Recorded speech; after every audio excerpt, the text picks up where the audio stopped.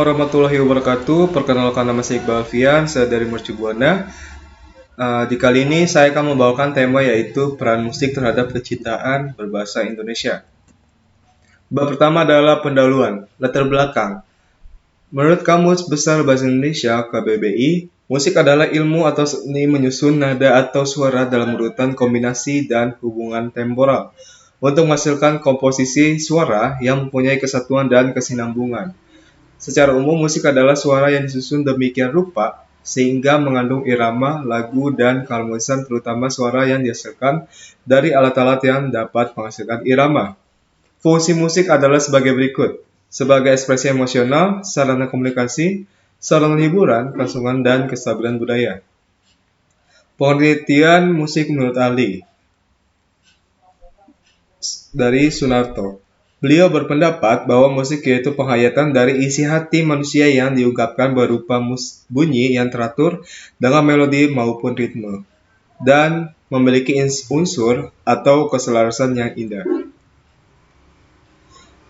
Bab kedua, pembahasan. Pengertian musik adalah suara yang disusun sedemikian rupa sehingga mengandung irama, lagu, dan keharmonisan, terutama dari suara yang dihasilkan dari alat-alat yang menghasilkan irama. Sebagai berikut, di sini ada seorang anak yang memainkan pianika ya, yang sedang memainkan lagu-lagu daerah. Mendengar musik adalah sejenis hiburan. Musik adalah sebuah fenomena yang sangat unik, yang bisa dihasilkan oleh beberapa alat musik. Selepas itu, manusia tidak lepas dari yang namanya hiburan. Musik adalah salah satu kebutuhan tambahan yang dibutuhkan orang untuk merefresh pikirannya. Ada sebagian orang yang mendengarkan musik dalam keadaan-keadaan tertentu, apabila sedang senang, sedang jatuh cinta, sedang sedih, ataupun sedang jenuh. Itu dilakukan agar dirinya mendapatkan suatu kesenangan ataupun ketenangan, dan untuk merelaksasikan pikiran. Media yang digunakan pun bisa dari berbagai macam, yaitu ada radio, headphone, komputer, dan lain-lain. Dalam musik generasi saat ini, di era globalisasi kini, semua hal berkembang pesat, baik dari sisi teknologi sampai ke sisi modis dan gaya hidup. Negara yang notabene adalah sebuah negara yang berstatus negara berkembang, seolah-olah sangat mudah dipengaruhi oleh globalisasi.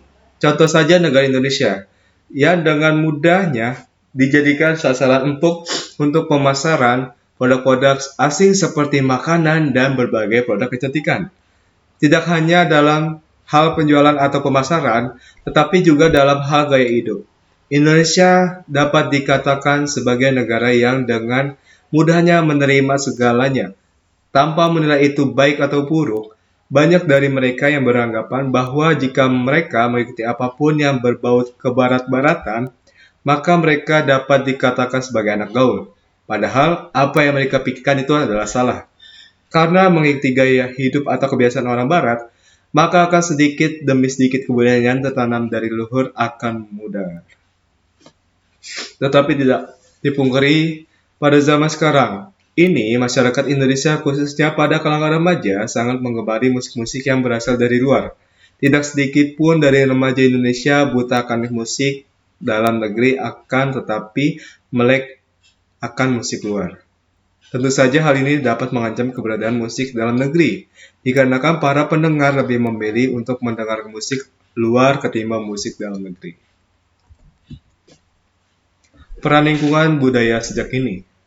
Sudah seharusnya kita sebagai warga Indonesia sudah mengenal betul budaya bangsa kita mulai sejak dini, agar budaya yang sudah ditanamkan oleh leluhur kita tidak pudar, bahkan seharusnya kita bangga dan dapat menularkan budaya kita terhadap dunia luar.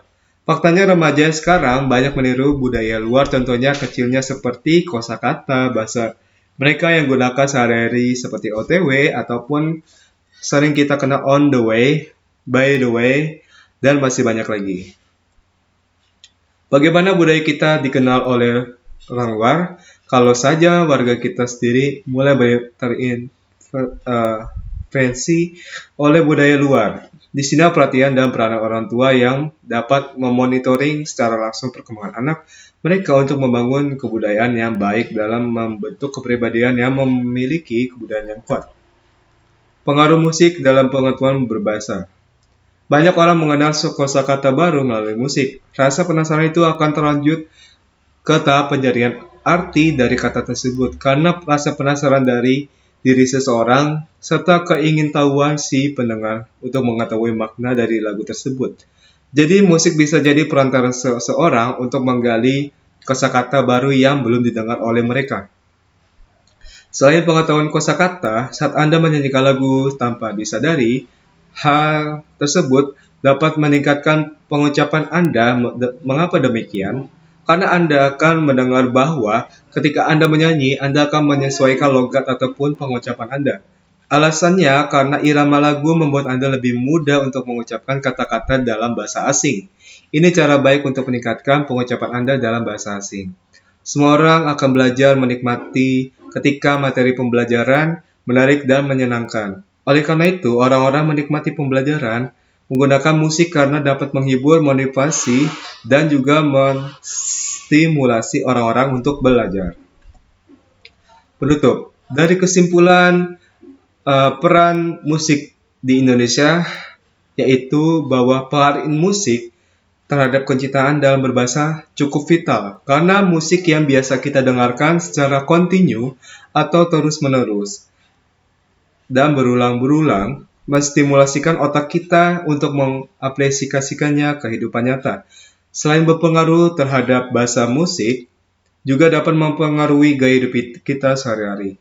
Karena pada umumnya masyarakat kita mencontoh idola mereka sebagai panutan mereka bisa menjalani kehidupan sehari-hari. Budaya juga ikut terkena imbas dari kekuatan musik ini. Keseringan mereka mendengarkan budaya luar, tanpa mereka sadar, mereka suka meniru apa yang telah terekam di otak mereka. Musik memiliki banyak fungsi antara lain sebagai ekspresi emosional, sarana komunikasi, sarana hiburan, dan untuk menjaga kelestarian musik terhadap suatu budaya. Dari saran yang bisa saya sampaikan adalah, demi tercapainya persatuan dalam beragaman yang ada di dunia, perlu adanya kesadaran untuk menanamkan rasa nasionalisme dalam diri sendiri sebagai generasi muda. Salah satu cara untuk mencapainya yaitu dengan cara mempelajari bahasa dan budaya Indonesia secara detail dan mendalam, serta menanamkan rasa cinta kesenangan untuk mempelajari bahasa dan budaya Indonesia, serta menerapkannya secara baik dan benar. Karena dengan menerapkan bahasa secara tepat dan benar, maka mempererat negara Indonesia dari berbagai ragam budaya yang ada di dunia ini serta dapat mempersatukan antara sesama bangsa. Sekian presentasi yang bisa saya sampaikan. Apabila ada perkataan yang salah ataupun keliru, saya minta maaf. Wassalamualaikum warahmatullahi wabarakatuh.